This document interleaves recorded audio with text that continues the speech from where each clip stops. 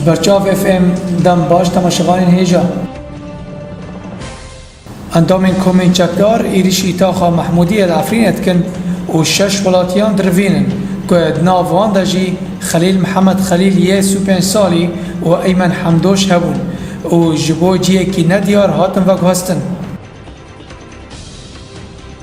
او سیم روزا که کومین اسلامی چکدار ناهیلن که خلق در کمن جه گندن خواه لگندن کبیشین برج حیدر کفر نبو برج سلیمان لدورا شیرا و العفرینه و به تآوایی ناهیلن که تکس جوا گندان در کمن.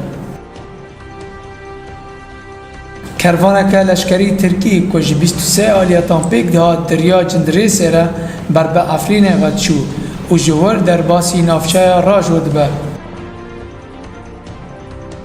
بلدوزرین ترکی چند مالا هندوشینن و دارند برن لگند حمام لعفرینه جبوج شر ادل بیره آماده بکه.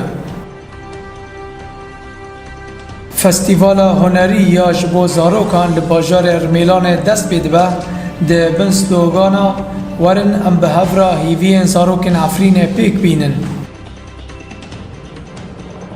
شاخا زانینگه ها فرات لحسک انجامین ازمونین پیکانین زمین اشکرت که جبو پجراندنا خواندنا ماجستیره.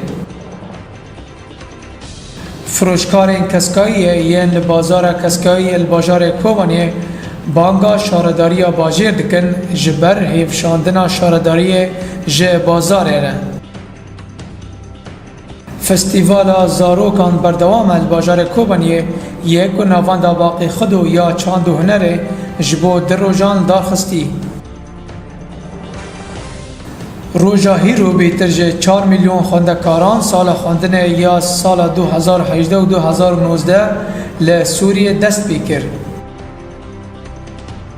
چند تقینان لفروکخانه یا مزه یا لشکری شامه رودان و رژیم سوری رد که او تقینیش بر ایریش که اسرائیلی بن. هر وها رژیم گفت که او تقینیش بر کنتاکه که کهربایینه. لگوری روانگاه سوری یا مافین مروان دو کست بکیمانیش کار کرین فروکخانه یا مزه یا لشکری هاتن کشتن و 11 کسی بریندار بون. جبر تقینه این ده فروکخانه مزه یا لشکری دار رودایی. وزارت دفاعی امریکی داخویانی که تکست که و امریکا برسوا هر ایریش که کیمیاوی بده اگر که سوریه ایریشی به کیمیاوی بکه. سپاس بو و ببینم خوشی.